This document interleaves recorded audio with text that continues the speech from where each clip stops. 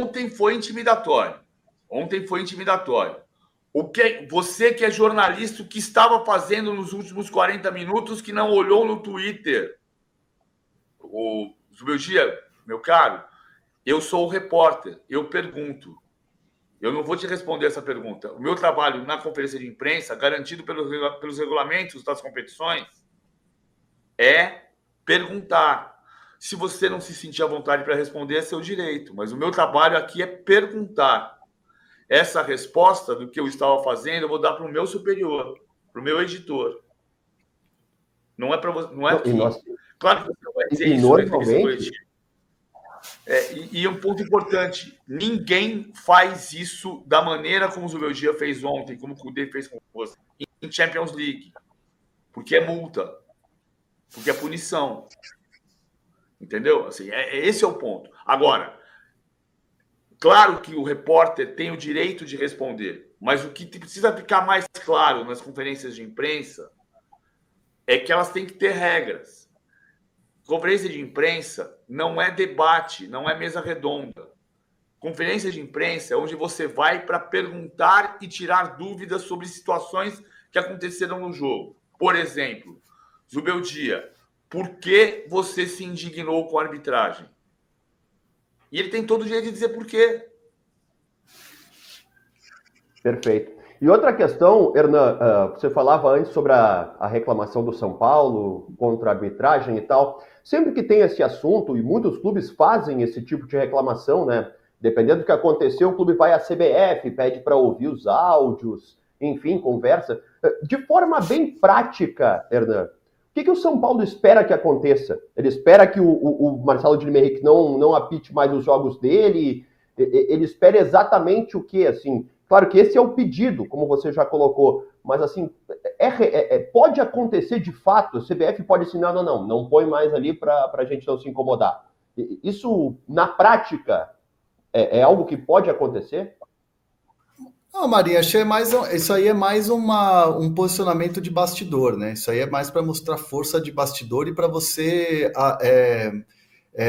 dar uma acalmada também no bastidor do São Paulo, né? Porque assim, para quem muitas vezes não tem acesso aos bastidores dos clubes e do futebol, o que acontece? Fica aquela coisa da torcida reclamar, rede social e tal, mas existe aquela turma da corneta que fica no clube, que fica próximo ao presidente. É o que eu falo aqui dos corredores do Morumbi, que às vezes eles falam, às vezes eles gritam, esperneiam e tal. Então, assim, fica muito aquela coisa, não vão fazer nada, não vão reclamar, não vão se posicionar, ainda mais o Júlio Casares, que estava até ontem, entre aspas, como chefe da delegação na seleção brasileira. Então, fica aquela coisa também para você atender o público interno, né? As pessoas que ficam nos bastidores do São Paulo e nos corredores do Morumbi. Então, isso é um efeito para acalmar o bastidor do clube e você se posicionar na CBF. Obviamente não vai acontecer da CBF não escalar mais o Marcelo Guilherme Henrique, de botar ele na geladeira, mas você tem um posicionamento de bastidor que às vezes tem um efeito. Um efeito assim, me posicionei, agora eles estão sabendo que a gente está bravo. E é isso. Isso acontece muito em Campeonato Paulista, seja Campeonato Carioca, seja Campeonato Brasileiro, Copa do Brasil. Isso é absolutamente normal dentro do futebol. É um posicionamento muito mais para você mostrar a tua força nos bastidores. Para fechar, de Galo e São Paulo, PVC, dentro de campo, hein? O Atlético Mineiro mereceu a vitória? Eu acho que sim. Eu acho que o Atlético jogou uma parte do tempo bem, embora só por ter tido bons momentos no jogo. O Atlético voltou a jogar no sistema que tem jogado, no 4-4-2. É um 4-4-2 defendendo. Quando ataca, ele faz um 3-2-5 ou um 3-3-4, né? Porque ele estica o Vargas, o Hulk e o Paulinho, e na direita o Scarpa. Muitas vezes o Arana chega pelo lado esquerdo e faz um 3-2-5, da saída de bola com o Sarabia, o Batalha e o Bruno Fux. O Atlético vinha 3 rodadas sem vencer, vinha com jejum de vitórias em casa e conseguiu fazer um fator casa. O São Paulo tinha 4 vitórias consecutivas, estava se aproximando da liderança, já se aproximando dos líderes, Mas é um jogo sempre muito difícil, Atlético e São Paulo. Uma curiosidade só é que 4 anos atrás, no campeonato da pandemia, em 2020, foi quando a CBF admitiu que tinha tido um erro de traço da linha. A CBF admitiu publicamente para o São Paulo. O São Paulo foi até a CBF e a CBF admitiu que tinha tido um erro do Rafael Trace, que mal traçou as linhas. E Luciano, curiosamente agora foi gol do Luciano, exatamente. E o São Paulo tomou derrota na sequência porque esse gol foi anulado, mal anulado. E o São Paulo foi protestar. Curiosamente, foi a CBF com razão pelo protesto e foi protestar e a CBF admitiu o erro. Como hoje, o VAR já admitiu também que teve um toque na barriga do Luiz Gustavo, não foi? Eu não tenho certeza porque eu estava fazendo finanças ao vivo, mas eu vi que tem algum depoimento de análise de VAR que vai dar, se a gente pode olhar se já tem ou se não tem. É muito provável que a análise do VAR dê razão ao São Paulo em um dos lances, não nos dois, em um dos lances. A expulsão do Alan Franco, na minha opinião, foi justa. Ele não quis fazer a falta, mas ele fez uma falta para expulsão. Ele não queria pisar no Otávio, mas ele pisou no Otávio e a revisão é justa. A questão são os lances das origens dos gols do Atlético. Que o Zubeldia, para mim, tem razão em um lance e é provável que a análise do VAR dê razão a ele. Mas volta a pontuar. A razão que ele pode ter no conteúdo não tira a falta de razão na forma, como foi feito o protesto na entrevista coletiva. E o soco no backdrop. Marinho, me dá um minutinho que eu vou atender uma fonte importante aqui. Pode ser que eu volte com uma notícia ou não, mas me dá um minutinho aí. Claro, rapaz. Poxa, por favor, é para isso que estamos aqui, né, Hernan? Vai lá atender a fonte, é fundamental. Deixa eu dizer uma coisa, o PVC falava em razão, e a nossa enquete é exatamente sobre isso, né? Quem é que tem mais razão ao reclamar da arbitragem? Vote. São Paulo, Palmeiras, Flamengo ou nenhum? Qual é o teu voto, hein, PVC? Eu acho que nenhum. Nenhum. Porque nenhum tem razão, porque todo mundo tem razão de reclamar da arbitragem no Brasil. E ao reclamar de uma maneira absolutamente veemente, como se eu fosse prejudicado e os outros não fossem, isso tira a razão de todos. Por isso que eu voto nenhum. Porque é preciso fazer um trabalho conjunto de todo mundo que preza o futebol no Brasil para que a arbitragem melhore. E a cada reclamação fora do tom, a arbitragem só fica mais pressionada, então ela piora. Por isso que ninguém tem razão.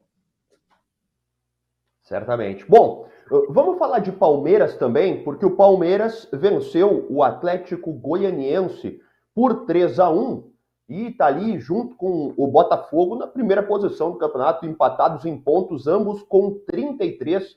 Daqui a pouco vamos se enfrentar o Palmeiras e o Botafogo. Você está vendo aí os lances da vitória do Palmeiras. Bom, primeiro dentro de campo, PVC, como é que você analisou essa vitória do Palmeiras, o 3-1 contra o Atlético Goianiense? O Palmeiras começou bem com um passe lindo do Gustavo Gomes para o Lopes fazer o gol aos 6 minutos.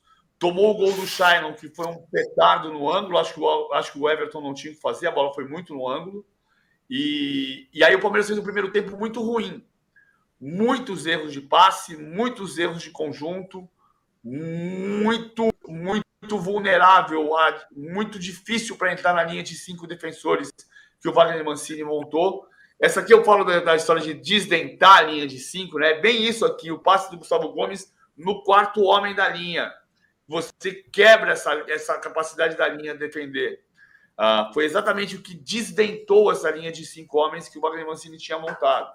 Aí, depois desse lance do Shailon, foi muito difícil, o Palmeiras jogou muito mal o primeiro tempo, até os 35 do primeiro tempo, muito mal, muitos erros de posicionamento, muitos erros de passe, e voltou com organização mais acertada e conseguiu rapidamente fazer os gols aos 6 e 8 minutos, aí o jogo se resolveu. O Atlético ainda teve condição de fazer o gol, até teve o lance do arranque do Emiliano não, do Max, né, que pede pênalti no final e o Wagner Nascimento Magalhães dá tiro de meta acertadamente. O Estevão é fabuloso, né? Olha o que ele vai fazer e que a maneira como ele tem a capacidade de girar no Rafael Veiga. O Veiga, para mim, foi o melhor jogador em campo. Ontem não foi o Estevão. O Estevão perdeu um gol feito no primeiro tempo. O Rony perdeu um gol feito no primeiro tempo. Depois dos 35, quando o Palmeiras se acertou um pouco mais, e voltou melhor, e se organizou e mereceu ganhar por 3-1. Quando tem uma jogada como a que fez o Estevão ali, não tem linha de 5 que resolva, né, PVC? Porque ele acaba quebrando totalmente a estrutura de marcação. A gente está vendo agora de novo, tocando para o Rafael Veiga fazer o gol na vitória do Palmeiras por 3-1 sobre o Atlético Goianiense. Agora vai ver o último gol do Palmeiras, para a gente encerrar aqui e colocar na tela também a coletiva do Abel Ferreira, que sucedeu essa vitória do Palmeiras. Já está na tela o André Hernan, então antes, deixa eu te perguntar, Hernan, vai trazer alguma quentinha para nós aqui ou daqui a pouquinho quer deixar alguma manchete? Não. Tem sirene? Sirene por enquanto não. Sirene por enquanto não, mas posso trazer daqui a pouquinho um resumão completo da história do Balotelli no Corinthians. Prometo trazer até o final do... Vamos segurar a audiência aí dos corintianos aí. Então, os corintianos segurem conosco que daqui a pouquinho, André Hernan, com detalhes da possibilidade de contratação de Mário Balotelli. Sabe, Mário Balotelli, o italiano, 33 anos, chance de jogar no Corinthians. Vamos colocar na tela um trecho da entrevista coletiva polêmica do Abel Ferreira, a fala xenofóbica do Abel. Roda aí. Jogador que nos dá confiança para aqueles 4, 5, 6 chegarem à área e ele, juntamente com o Vítor, hoje e o Gomes e o Rocha ou o Mike, poderem equilibrar a equipa, ter estes 3 mais 1, sempre com a equipa bem equilibrada para dar liberdade aos da frente para atacar, porque isto não é uma equipa de índios, não é? Isto é, como te disse, há uma organização e dentro dessa organização há liberdade para eles criarem, para eles se ligarem. É importante dizer por que a fala é considerada xenofóbica, porque o Abel usa o termo time de índios, né? Não é uma equipe de índios, para dizer corretamente o que disse o Abel Ferreira. O termo correto é indígena, que significa originário, segundo o escritor e ativista Daniel Manduruku. E quando a gente fala o termo time de índios, ele pressupõe uma desorganização, que é uma forma de reduzir a atividade dos indígenas, né, PVC? Mas discriminação, né? Então, vamos lá.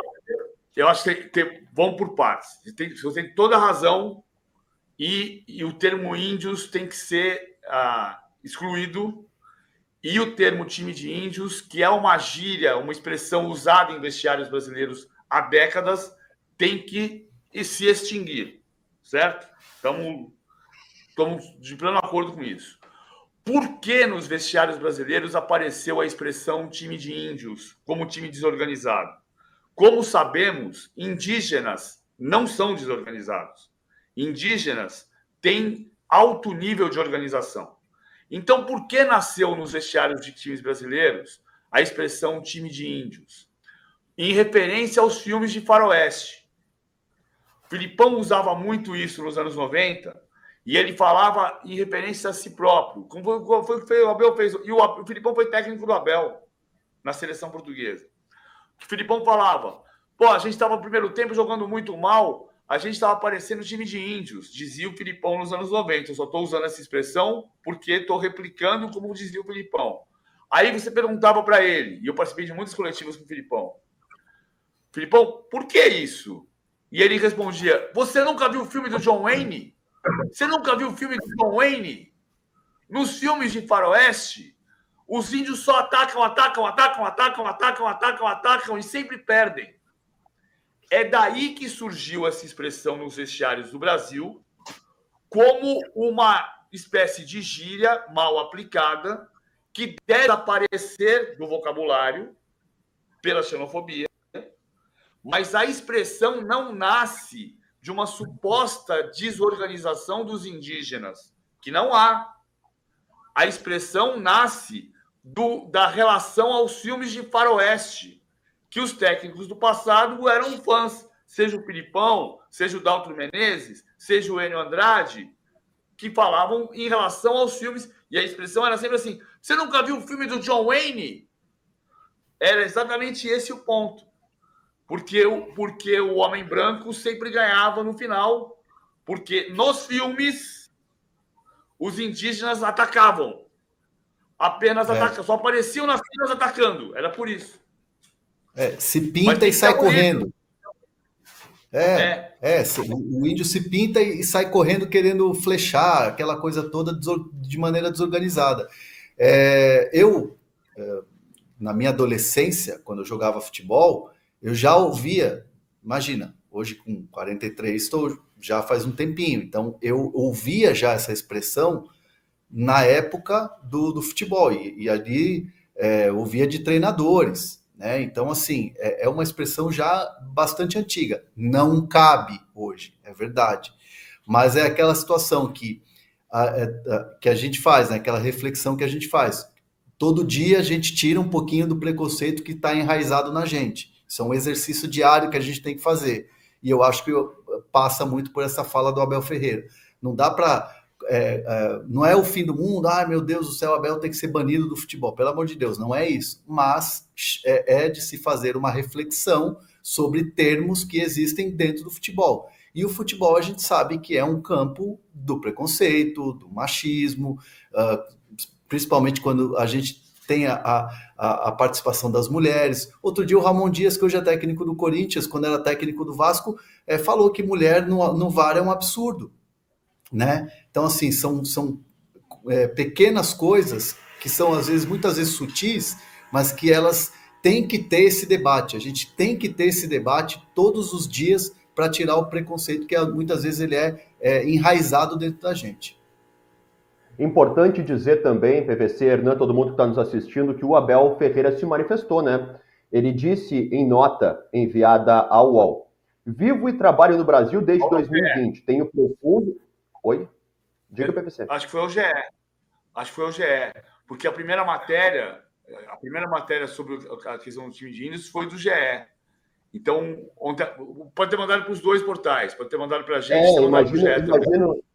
Imagino que tenha sido isso. A assessoria de imprensa junto ao Abel fizeram uma nota e enviaram a todos os veículos de comunicação. Mas, enfim, vivo e trabalho no Brasil desde 2020 e tenho profundo respeito por todos os brasileiros. As pessoas já conhecem o meu caráter, as minhas condutas e as minhas ações sociais. Sabem também que eu repudio por completo toda forma de preconceito, disse o Abel Ferreira. O Abel, que inclusive já foi alvo de xenofobia, né? O Carlos Belmonte, diretor de futebol do São Paulo, em um clássico entre as equipes do Campeonato Paulista, chamou ele de português de M, que também é uma forma de xenofobia. Acho importante a gente pontuar, como vocês disseram isso, que a gente está num processo de evolução no futebol e como sociedade eu espero também que sim. Então é importante aprender com cada passo, com cada oportunidade que se apresenta para a gente tirar todo tipo de palavra equivocada do nosso vocabulário, né, PVC? Sem dúvida nenhuma. A gente precisa evoluir todos os dias. Mas eu vou me permitir cantar um verso de uma música da Legião Urbana que diz: quem me dera ao menos uma vez, com a mais bela tribo dos mais belos índios, não ser atacado por ser inocente. Mas você não cantou, PVC. Você não cantou. Cantaram. Eu falo indígenas, mas eu posso cantar a música, a belíssima música Índios, da Legião Urbana, que Renato Russo compôs essa letra num tempo em que se usava esta palavra. E a música não deixa de ser bela por causa disso. Quem me dera ao menos uma vez, como a mais bela tribo dos mais belos índios, não ser atacado por ser inocente. Boa, aqui, PVC, ó. Se você que está nos assistindo não deu o like, tá na hora, né? Você acabou de ver o PVC cantando. Poxa, não, por favor, né? Like, por favor, para o PVC cantor, né? Alô, Redes. Alô, Ananda de Redes, quero esse corte na minha mesa agora.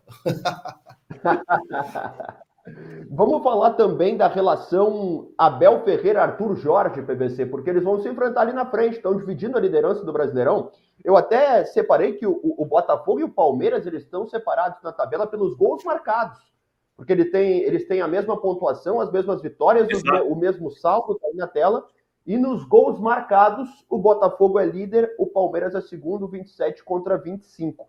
A relação deles, ambos portugueses, trabalharam juntos. Foi no Braga, PVC? Braga. Foi no Braga porque, assim, o Abel era técnico do profissional do Braga, enquanto o Arthur Jorge era técnico da formação do Braga. Formação é como se diz em Portugal para as divisões de base.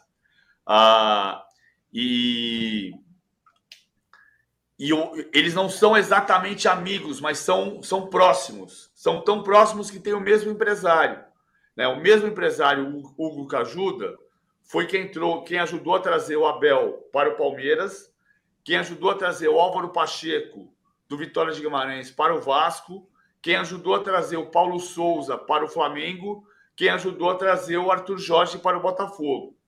O comentário que se faz hoje no norte de Portugal, você sabe que o Arthur Jorge nasceu na cidade de Braga, no norte de Portugal, e o Abel nasceu na cidade que tem o sugestivo nome de Pena Fiel. Desde que o Abel chegou ao Brasil, a torcida do Corinthians tem comemorado pouco e o Abel nasceu em Pena Fiel. Tudo junto, Pena Fiel. É perto. Não é grudado, mas é perto. Mas o técnico do profissional do Braga, o Abel foi técnico do Braga do melhor ataque da história do Sporting Braga. O melhor ataque da história do Sporting Braga era do Abel Ferreira. E, nesse tempo, o Arthur Jorge trabalhava na formação do Braga. O Abel saiu do Braga para o PAOK, saiu do PAOK da Grécia para o Palmeiras, e o Arthur Jorge subiu para dirigir o time profissional do Braga. E agora vão se enfrentar. O que se diz, apesar da proximidade deles, eles não são melhores amigos, mas têm uma excelente relação. Como o Abel tinha uma excelente relação com o Álvaro Pacheco, e até lhe presenteou com um vinho, né, no jogo Palmeiras e Vasco recentemente. O que se diz é que deles não vai haver tanta amizade, tanto abraço, porque agora é um jogo de cachorro grande, Palmeiras e Botafogo. É um jogo que vale liderança. Qual?